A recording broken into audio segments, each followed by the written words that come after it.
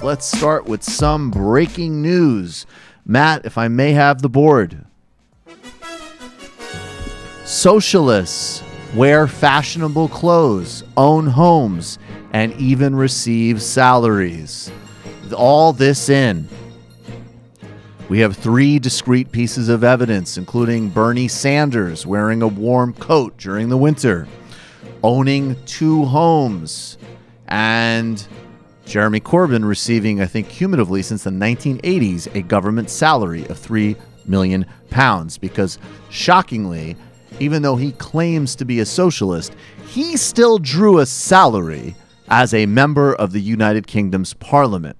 Now, I am as shocked as the rest of you by these unbelievable portrayals of socialist value and principles, and it just gets worse from here.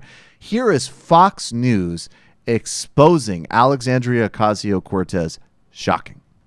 She has the right to do in a free country. And this is what she said, the socialist from the Bronx. She said, go ahead, Katie, you read it. She said the alt-right doesn't seem to understand the concept of magazine shoots. B, you don't get to keep the clothes, duh. And C, I don't pretend to fight for a living wage or Medicare for all. I do it. Oh. D, get used to me slaying looks because I'm an excellent thrift shopper. We should just say that she's responding to a crappy Charlie Kirk tweet. That's like, we'll basically. Yeah, we'll get to it. Yeah. But basically, she did a photo shoot for Vogue, I believe. Well, what is a look? Okay, so a look is according to UrbanDictionary.com, an outfit that you put extra care into. So my look today is a $50 Ross dress for less outfit. So I'm going to be slaying these looks too, while she is slaying the $3,500. I bet you that's not the average cost of a dress on Fox News. I'm going to be very comfortable with not taking up that bet because there's almost no chance that you're wrong about that. So what does all this reveal?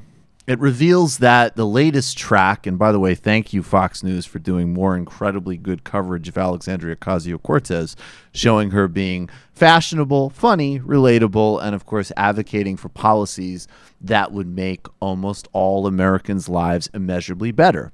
Thanks a lot. Fox News continues to be a great PR shop for the promising young socialist politician. In addition to that, this whole meme, which is trotted out by the far right, it's trotted out by brain-dead Hillary neoliberal types, that socialism somehow means an act of personal sacrifice, an act of putting on a hair shirt, moral penance.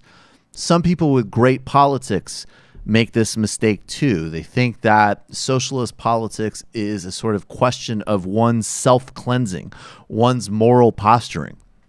We see this on everywhere from unfortunate woke Twitter tirades to an obsessive attention to details with one's own consumer purchases. Unfortunately, it's actually quite the opposite. Rather fortunately, it's rather quite the opposite. What we're trying to do as socialists is democratize access to the goods of society so that more people can live an abundant, comfortable, materially secure, and even materially enjoyable lifestyle. And we also know that while, of course, people's personal decisions, and there's nothing wrong with being mindful and making choices about which companies you support on a relative scale. Some companies are more flagrant abusers than others, and where your dollars can intervene practically, you should let them. But we also know that we are ultimately not consumers making choices that drive politics. We are actually ultimately political beings trying to democratize an economy so that we can all have a more robust, democratized, and fully lived life. These silly, ridiculous, retrograde memes play on some left-wing mythology in the United States that leftist politics is a church, that it's an act of spiritual cleansing and moral self-righteousness, not a collective endeavor for robust engagement in material advancements and real concrete solidarity across all lines. And it also plays into some of the most lazy, pathetic right-wing tropes that somebody can't advocate for everybody to have health care, for everybody to have a living wage, for everybody, in fact, to own their own economic destinies and enjoy nice sneakers, speaking about myself, incredibly high-grade ganja, super producer, and leather jackets and beer. All of us, actually. This meme has to die, and we can laugh at the people on the right and the people in the neoliberal center pushing this Spartan fantasy. But we have to root out our own ideas that politics is an act of moral self-cleansing and moral posturing. It's an act of concrete advancement that we unite across class boundaries on. And by the way, if we look at the Middle East or Africa and great socialist anti-colonial movements, there was actually a lot of great strategy that was devised and emancipatory political vision that was generated by people smoking hookahs, smoking cigarettes, and drinking really good coffee.